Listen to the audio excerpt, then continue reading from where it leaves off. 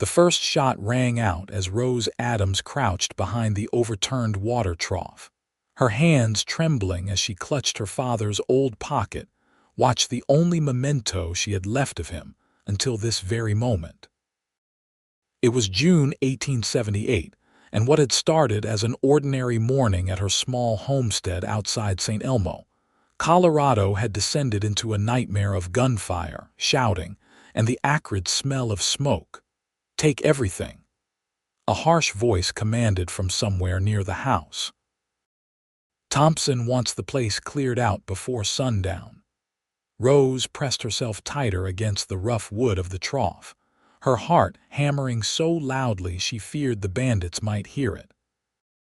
She'd known Thompson was trouble from the moment he'd ridden into St. Elmo 6 months ago, his eyes cold as he'd offered to buy her land, an offer that was more threat than proposition.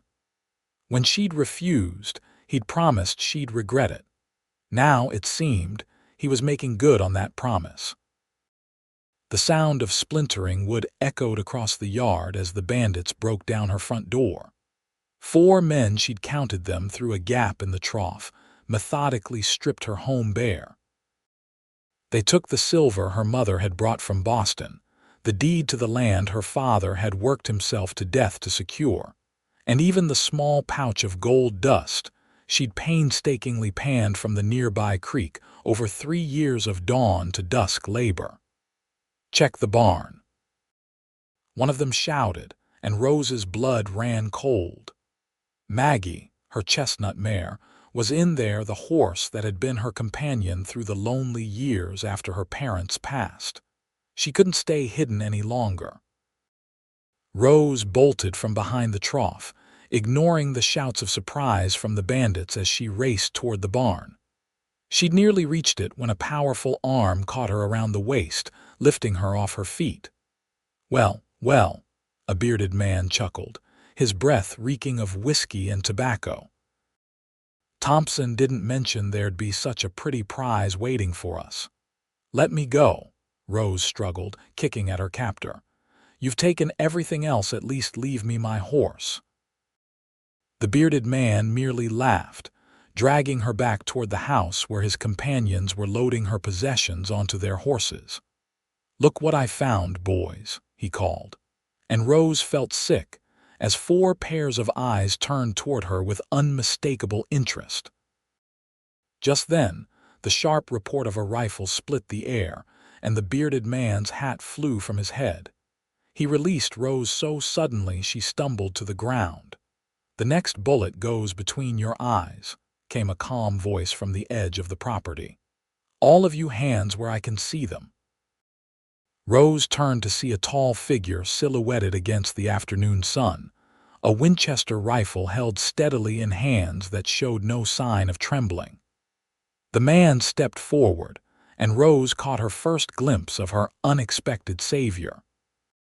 He was lean and weathered, with dark hair that brushed his collar and eyes the color of a winter sky. His clothes were trail-worn but clean, and the star pinned to his vest gleamed in the sunlight. "Marshal," the bearded bandit acknowledged, his voice suddenly less confident. "I'm not the marshal," the stranger replied, moving closer with the rifle still trained on the group. "Name's Vaughn Trask. I track men like you for a living." His gaze swept over the bandits. "And from the looks of things, you boys have given me plenty to work with today." One of the bandits, a wiry man with a scar cutting across his cheek, edged toward his holstered pistol. "I wouldn't," Vaughn warned without raising his voice. "I've already got 4 notches on my rifle this month. Don't particularly want to add more, but I will if you force my hand." The scarred man froze, then slowly raised his hands. "Now," Vaughn continued, "I believe you gentlemen have some property that doesn't belong to you. I suggest you return it." "We're just following orders," the bearded one protested. "Thompson, I don't care if President Hayes himself gave you orders," Vaughn cut him off. "You're returning this lady's possessions and then you're riding out. And if I see any of your faces within 50 miles of here again, I'll consider it an invitation to demonstrate my marksmanship." For a tense moment, Rose thought the bandits might refuse. Then, with muttered curses, they began unloading her belongings onto the ground. All of it. Vaughn insisted when the bearded man seemed inclined to keep the pouch of gold dust. "Including the deed to this land, which I'm guessing is in that satchel you're clutching like it contains your mother's virtue." The bandit spat on the ground but tossed the satchel onto the pile with the rest. "Now ride," Vaughn ordered, and the men didn't need to be told twice. They mounted their horses and galloped away, dust billowing behind them. Only when they had disappeared over the ridge did Vaughn lower his rifle. He turned to Rose, who was still sitting in the dirt where she'd fallen, stunned by the rapid turn of events. "Are you hurt, madam?" he asked, extending a hand to help her up. Rose took his hand, noticing the calluses and the gentleness with which he pulled her to her feet. "No, I thank you." "They would have," she broke off, unable to finish the thought. "Yes, they would have," Vaughn agreed grimly. He glanced at the scattered belongings. "Let's get your things back inside before they think better of their decision to leave." As they worked to return her possessions to the house, Rose studied her rescuer from beneath lowered lashes.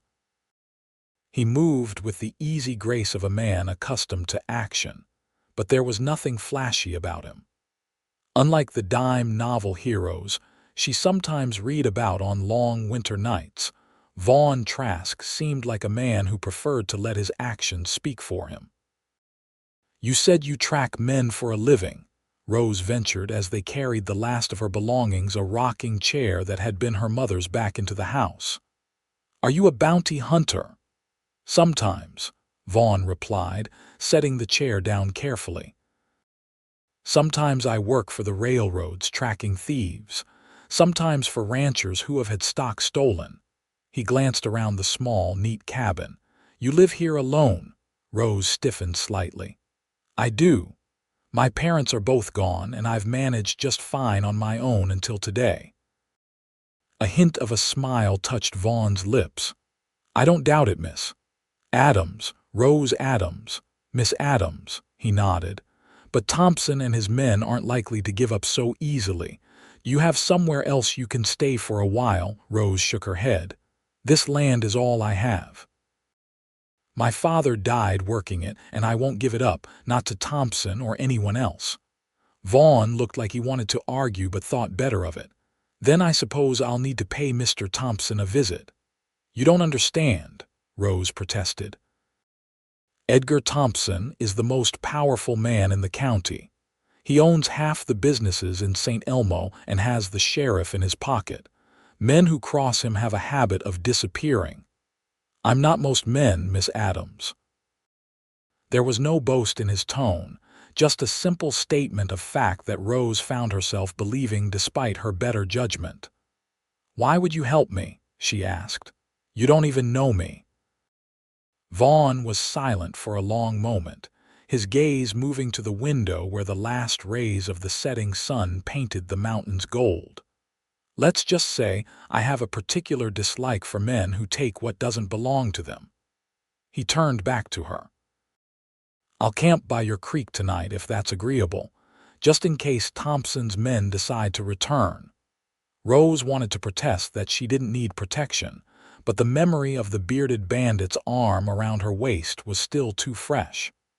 "There's no need for you to sleep outside," she said instead. "The barn has clean hay and blankets. It's not much, but it's better than the ground." Vaughn nodded.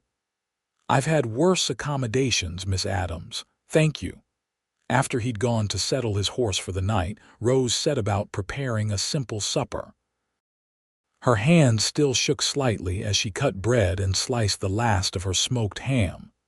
When Vaughn returned, they ate by lamplight, the silence between them oddly comfortable. "Where are you from, Mr. Trask?" Rose asked eventually, curious about the man who had appeared so unexpectedly in her hour of need. "Virginia, originally," he replied. "Though I haven't been back since the war." the war. He would have been young, perhaps too young to fight, but old enough to remember. Rose wondered which side he'd been on, but decided it didn't matter. That conflict had torn apart too many families, including her own. "And you?" Vaughn asked.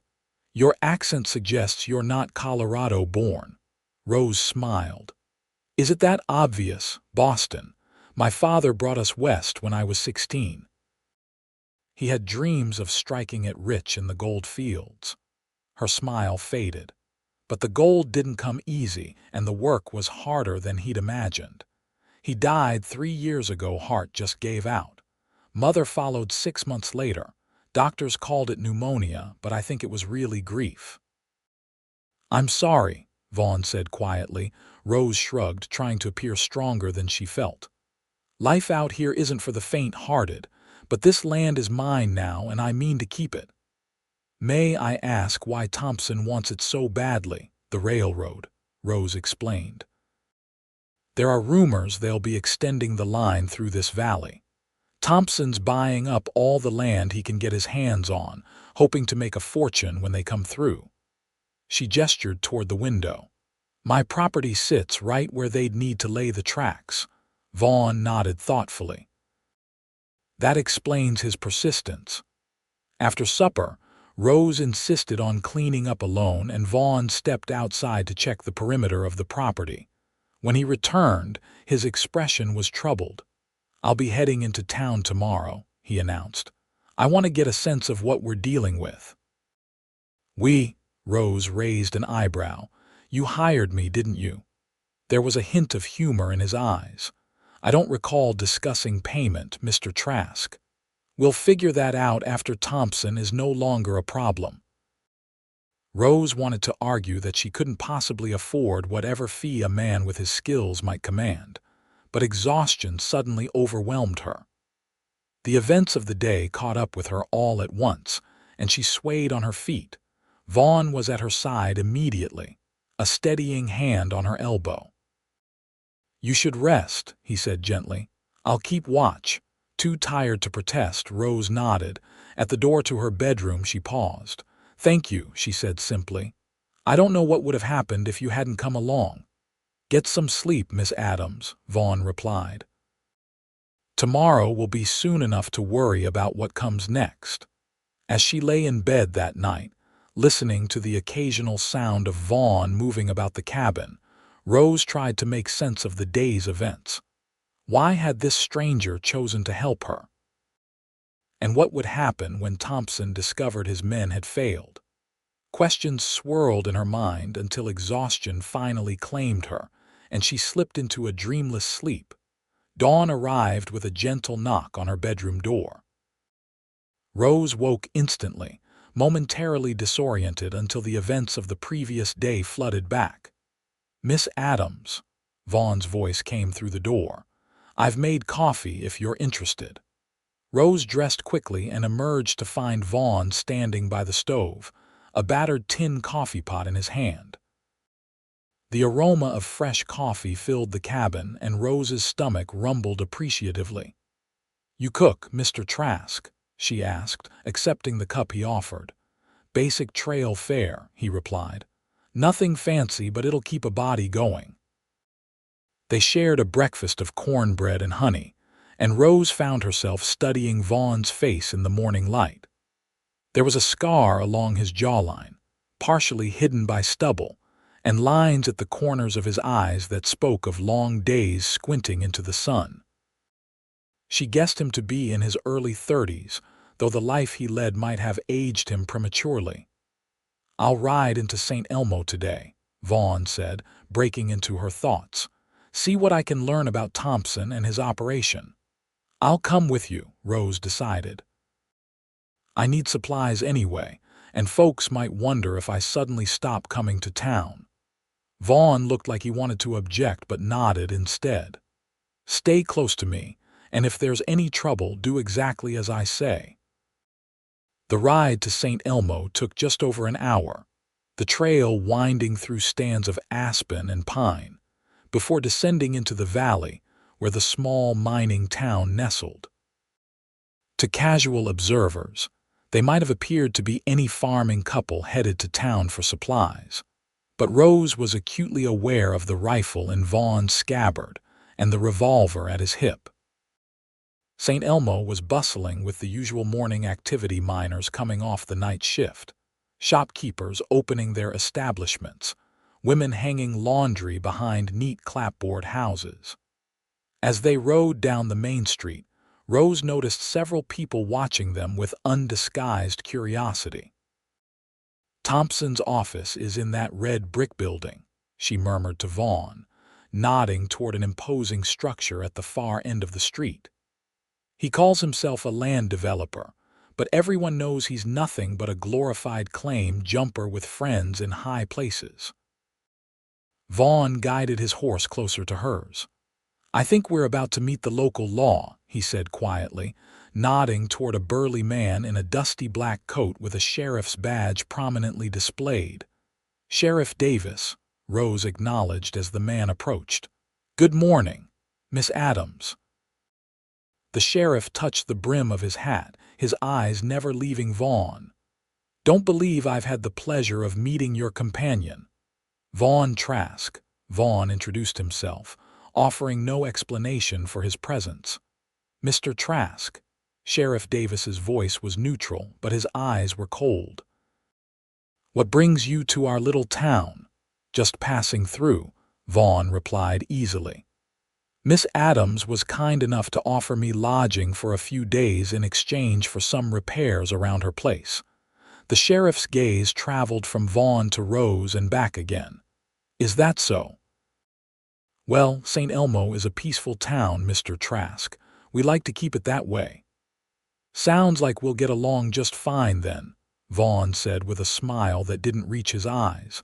After a tense moment, Sheriff Davis nodded and stepped back. "Enjoy your stay." The words sounded more like a warning than a welcome. As they continued down the street toward the general store, Rose leaned closer to Vaughn. "He'll go straight to Thompson now," she whispered. "I'm counting on it," Vaughn replied. "Let's give them something to think about." Instead of stopping at the general store, Vaughn guided his horse directly toward Thompson's office building.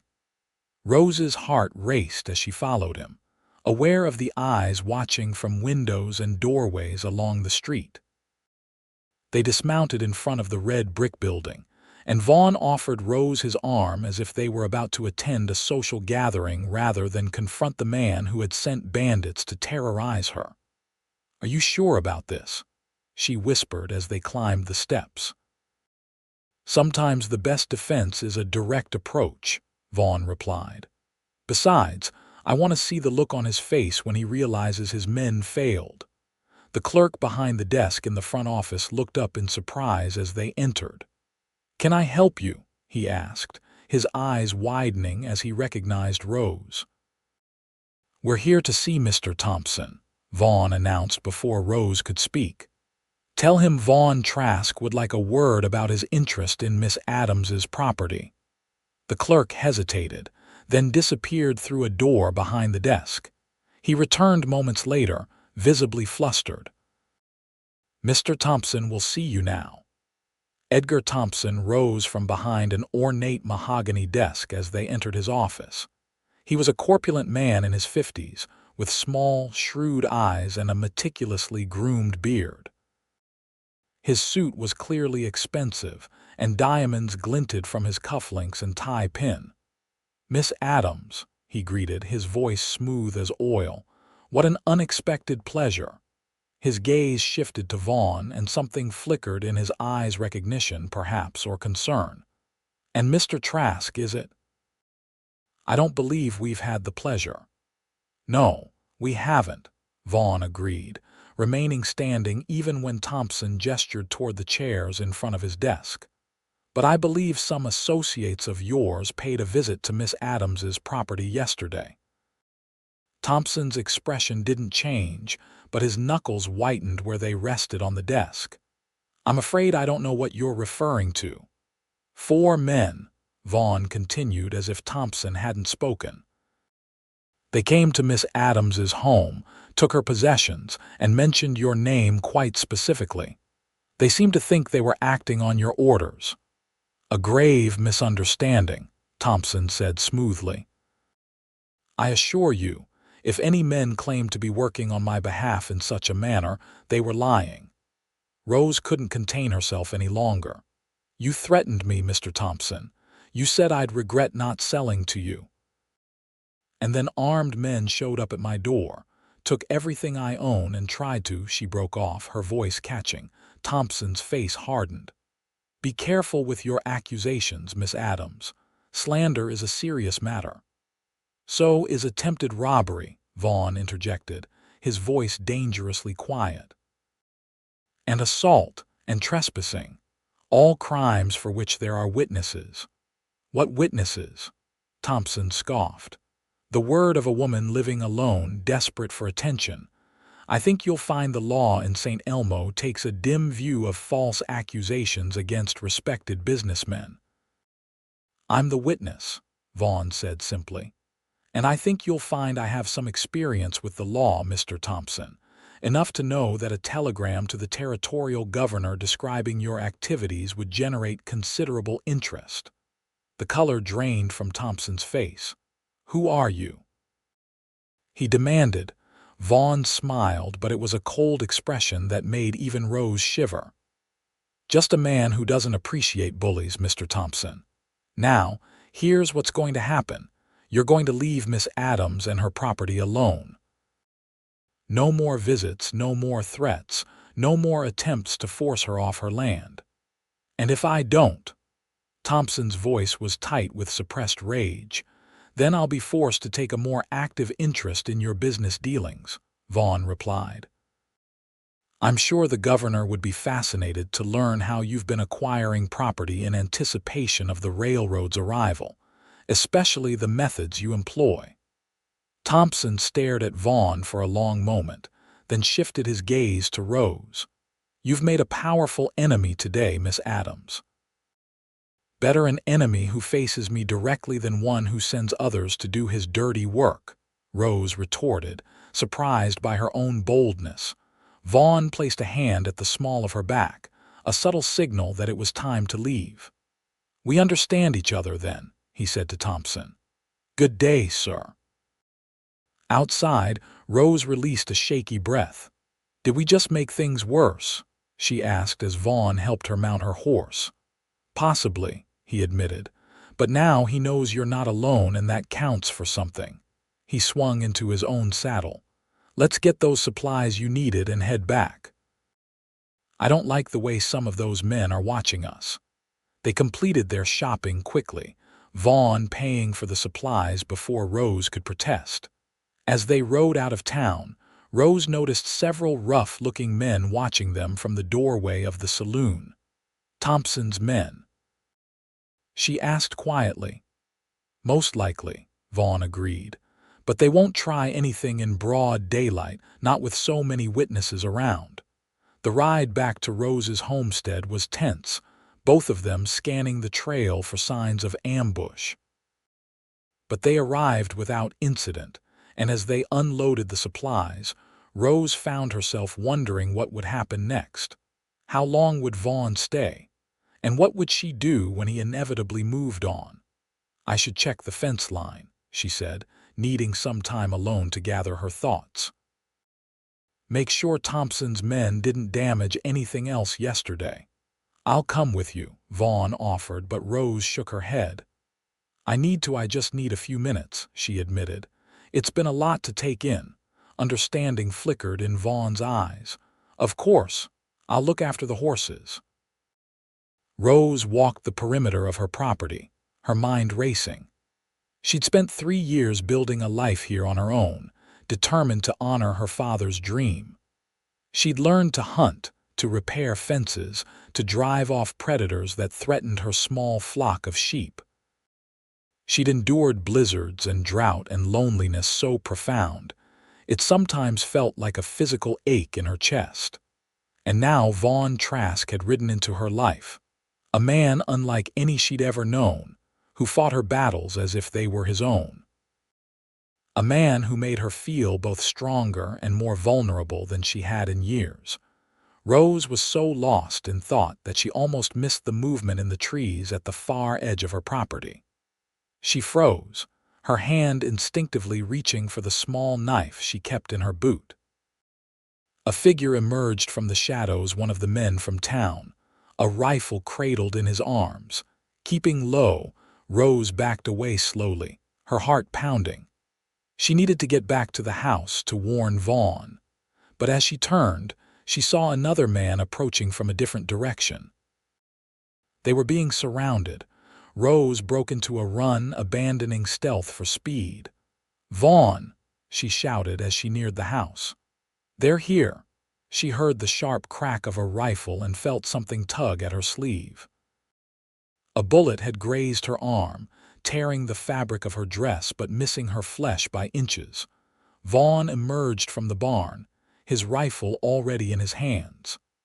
"Get inside," he ordered, firing toward the trees where the first shot had originated. Rose dashed for the house, bullets kicking up dirt at her heels. She reached the porch and turned to see Vaughn backing toward her, still firing methodically into the trees. "How many?" he asked as he reached the porch. "At least 2, maybe more," Rose gasped, pulling him inside and slamming the door. Vaughn moved to the window, keeping to the side as he peered out.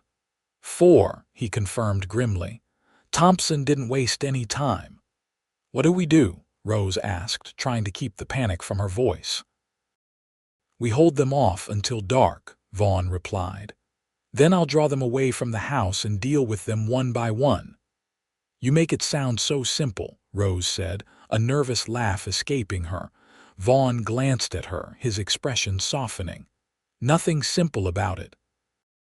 But I've been in worse situations. With Thompson's men. No." Vaughn turned back to the window. "With the Comanche. 5 years ago, out in the Texas Panhandle. I was escorting a family to their new homestead when we were ambushed. 7 warriors against just me and the father." He paused. "It was a long night." "What happened?" Rose asked, moving to the other window to watch the tree line. "The father was killed in the first attack. I got the mother and children into a draw, used the wagon for cover. Held them off until dawn, then managed to get the family to the nearest fort." Vaughn's voice was matter-of-fact, but Rose could hear the tension underneath. "You learn to be patient in situations like that, to wait for your moment." Another shot rang out, shattering the window near Rose. She ducked instinctively as glass rained down around her. "They're getting bolder," Vaughn observed. "They must have orders to finish this today." He moved to Rose's side, checking her for injuries. "Are you hit?" "No," she assured him, brushing glass from her hair. "But they're between us and the barn." "If they set fire to it, they won't," Vaughn said with certainty. "Thompson wants your land intact. Burning you out would be a last resort." They spent the next few hours in a tense standoff, occasionally exchanging fire with the men surrounding the house. As the sun began to set, casting long shadows across the yard, Vaughn pulled Rose into the kitchen, away from the windows. "Listen carefully," he said, his voice low and urgent.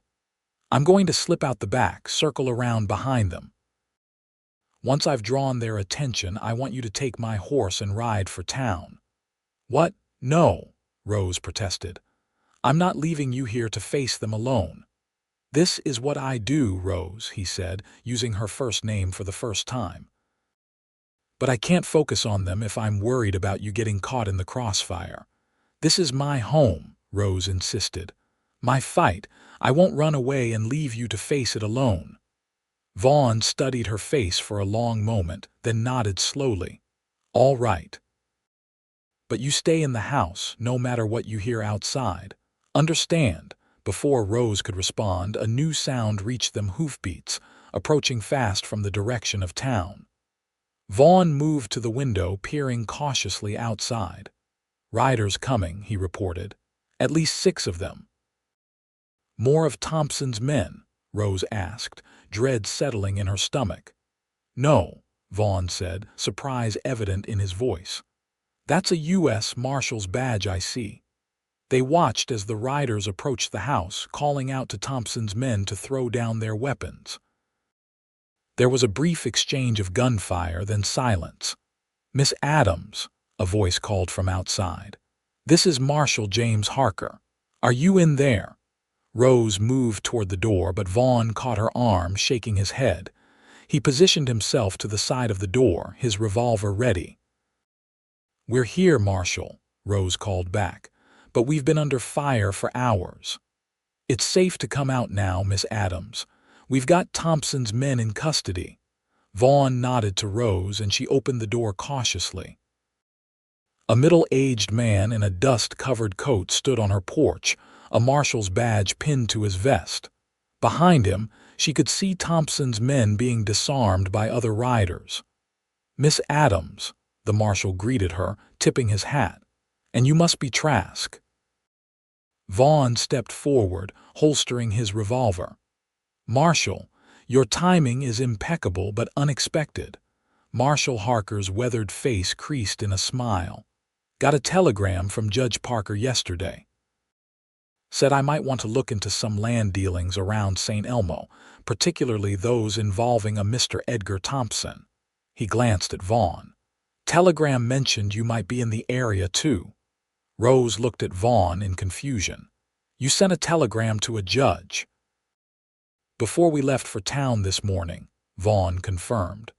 "Judge Isaac Parker and I have crossed paths a few times. He takes a dim view of men like Thompson." "So do I," Marshal Harker agreed, "especially when they start hiring gunmen to intimidate honest homesteaders." He turned to Rose. "We've been building a case against Thompson for months, Miss Adams. Your situation might just be what we need to finally put him away." As the marshal's men led Thompson's hired guns away, Rose felt a weight lift from her shoulders. For the first time in months, she allowed herself to believe she might actually keep her home. "What happens now?" she asked the marshal. "We'll need statements from both of you," he replied. "And you'll have to come to Denver eventually to testify against Thompson. But for now, I think you're safe enough. Thompson's been arrested on suspicion of land fraud and conspiracy. He won't be giving orders to anyone for a while." After the marshal and his men departed, promising to return the next day for their formal statements, Rose and Vaughn found themselves alone in the gathering darkness. The silence between them was heavy with unspoken words. "You were planning this all along," Rose said finally. "The confrontation with Thompson, the telegram to the judge. You knew what would happen." Vaughn shrugged, moving to rebuild the fire in the hearth. "I suspected. Thompson's type is predictable once challenged. They usually overreact. I just needed to make sure there was someone waiting to catch him when he did." "Why?" Rose asked, the question that had been burning in her mind since he first appeared on her property. "Why go to all this trouble for a stranger?" Vaughn was quiet for so long that Rose thought he might not answer. Then, his back still to her as he tended the fire, he spoke softly. "Because 11 years ago my sister and her husband homesteaded a piece of land in Nebraska. A cattle baron wanted it for water rights. When they refused to sell, men came in the night." He straightened, turning to face her. "I was too far away to help them. By the time I got the news and rode there, they were buried, their home burned to the ground, and the cattle baron had already filed a claim on the abandoned property." "I'm so sorry," Rose whispered, understanding finally dawning. "The law did nothing," Vaughn continued, his voice tight with old pain. "The cattle baron had too many friends in high places, so I tracked down the men who'd done it one by one, made sure they faced justice even if it wasn't the legal kind." His eyes met hers. "After that, I started hearing about other homesteaders in trouble, found I had a knack for helping them.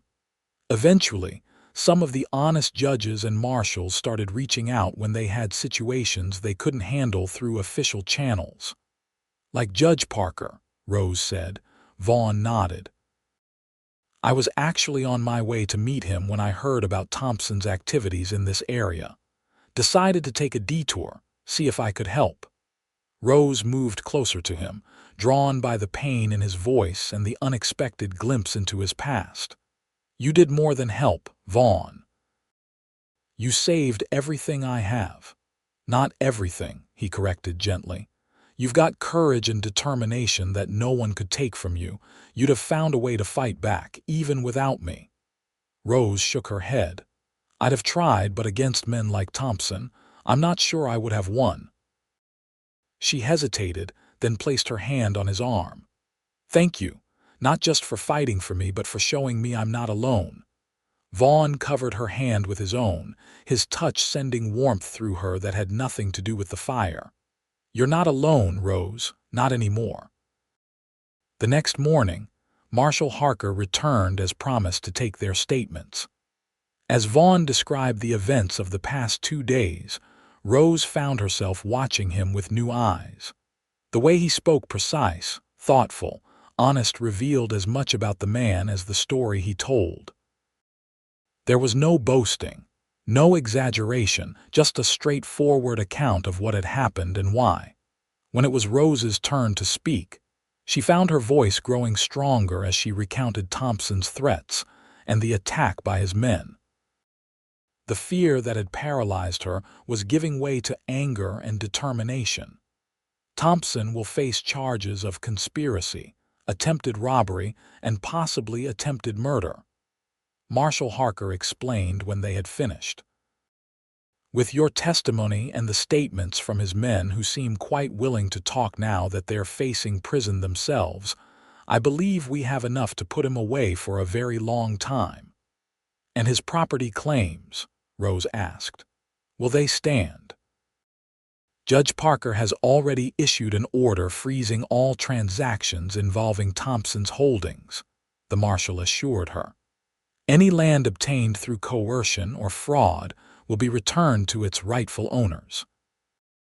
After the marshal departed, Rose busied herself with chores that had been neglected during the chaos of the past days. She was acutely aware of Vaughn watching her from where he sat mending a bridle on the porch. You'll be leaving soon, she said finally, setting down the basket of eggs she'd collected. It wasn't a question. Vaughn's hands stilled on the leather. I should. Judge Parker is expecting me. Rose nodded, fighting against the hollow feeling in her chest. Of course. You've done what you came to do. Rose. The way he said her name made her look up, meeting his gaze. I don't want to go, her heart quickened. Then stay. It's not that simple. Why not? Rose challenged, moving to stand before him. You said yourself Thompson isn't a threat anymore. What's pulling you away? Vaughn set aside the bridle and stood, his height making Rose tilt her head back to maintain eye contact. The life I lead isn't conducive to attachments. I move from place to place following trouble. It's dangerous work. I'm not asking you to give up your work, Rose said softly. I'm just asking for a chance to see where this might lead. She gestured between them. Unless I've misunderstood what's happening here. Vaughn's expression softened. You haven't misunderstood anything. But you deserve better than a man who brings violence to your doorstep. The violence was already here, Rose reminded him. You brought resolution. She reached out hesitantly, placing her palm against his chest, feeling his heartbeat strong and steady beneath her touch. And something else I haven't felt in a very long time. What's that? Vaughn asked, his voice rough. Hope, Rose whispered. For a moment neither of them moved. Then Vaughn's hand came up to cover hers, pressing it more firmly against his chest. I've been alone for so long, he admitted. Moving from one fight to the next, never staying anywhere long enough to put down roots. Maybe it's time, Rose suggested. Not to stop fighting for what's right, but to have somewhere someone to come back to. Vaughn's free hand rose to cup her cheek, his touch gentle. You make it sound so possible. It is possible, Rose insisted. Stay, Vaughn, not forever if you can't promise that. Just long enough to see if what we're both feeling is real." In answer, Vaughn bent his head and kissed her. It was a tentative kiss at first, as if he was afraid she might pull away. But when Rose slid her arms around his neck, the kiss deepened, becoming a declaration of everything they'd been unable to say. When they finally parted, Rose saw something in Vaughn's eyes she'd never seen before: uncertainty. This man who faced down danger without flinching was afraid of the feelings growing between them. "I'll stay," he said at last. "At least until after Thompson's trial. After that, we'll see." It was enough, Rose decided. A beginning. The days that followed took on a rhythm that felt both new and somehow familiar, as if they had known each other far longer than a few days. Vaughn helped with the heavier chores around the homestead, repairing the roof that had leaked all winter, reinforcing the barn door that never quite closed properly, clearing new land for planting. Rose found herself watching him as he worked, admiring the efficiency of his movements and the quiet competence with which he approached each task. In the evenings, they sat before the fire, sharing stories of their lives. Vaughn spoke of his childhood in Virginia, of the war that had torn his family apart, sending him west while still hardly more than a boy. Rose told him about Boston, about her mother's despair when they'd first arrived in Colorado, and how she'd gradually come to love the wild beauty of their new home. "You ever miss it?" Vaughn asked one evening as they sat on the porch, watching the sunset paint the mountains gold. "Boston, I mean, the city life." Rose considered the question. "Sometimes," she admitted. "I miss the libraries, the concerts, the bustle of people. But then I look at this," she gestured toward the spectacular view before them, "and I can't imagine living anywhere else." She glanced at him. "What about you? Do you ever miss Virginia?" "The place, no," Vaughn replied. "It changed too much during the war, but family. Yes, my parents died while I was out west, never got to say goodbye." Rose reached for his hand, twining her fingers with his. They sat in comfortable silence until the stars began to appear, bright pinpoints of light in the darkening sky. 3 weeks after Thompson's arrest, a letter arrived from Marshal Harker. The trial was set for the following month in Denver, and both Rose and Vaughn would be required to testify. "We should leave in a week," Vaughn said after reading the letter. "Give ourselves plenty of time to reach Denver." Rose nodded, trying to ignore the knot of anxiety in her stomach, not about the trial but about what might come after. Vaughn had stayed longer than she dared hope, but he'd made no promises beyond seeing the trial through. "What will you do after?" she asked, unable to keep the question inside any longer. "After Thompson is sentenced." Vaughn was quiet for a moment, his eyes on the distant mountains. "Judge Parker has offered me a position," he said finally, "as a deputy U.S. Marshal. Said my unconventional methods could be put to good use with a badge to back them up." "That's wonderful," Rose said, even as her heart sank. A marshal would travel constantly, pursuing criminals across the territory. "You'd be good at it." "I've been thinking," Vaughn continued, turning to face her. "A marshal needs a home base, somewhere to return to between assignments." Rose's heart quickened. "Does he?" "She," Vaughn corrected with a small smile. "The offer was for you, Rose. Parker was impressed by your statement, said you showed remarkable courage and clarity of thought under duress. He thinks you'd make an excellent deputy." "Me?" Rose stared at him in disbelief. "But I'm smart, brave, and more than capable," Vaughn finished for her. "The West is changing, Rose. The days of solving every problem with a gun are coming to an end. The law needs people who can think, who understand both justice and mercy." "And what about you?" Rose asked, still trying to absorb this unexpected turn of events. "Would you be a marshal too?" Vaughn shook his head. Parker offered, but I declined. I'm better suited to working on my own, at least for now. He took her hands in his. But I was thinking I might need a home base too. Somewhere to return to between jobs, someone to return to. Rose's breath caught in her throat. Are you asking to court me properly, Vaughn Trask? I'm asking for more than that, he said quietly. I'm asking if you could see a future with a man who sometimes has to ride away but will always, always come back to you. Joy bubbled up inside Rose, so intense it was almost painful. Yes, she whispered. Yes, I can see that future very clearly. Vaughn's smile transformed his face, erasing the lines of tension she'd grown so accustomed to seeing. He pulled her into his arms, holding her as if she was the most precious thing he'd ever touched. I should warn you, he murmured against her hair. I'm not an easy man to love. I've lived alone too long, seen too much. And I'm not an easy woman, Rose replied, leaning back to look into his eyes. I'm stubborn and independent, and I'll probably argue with half your decisions. Only half.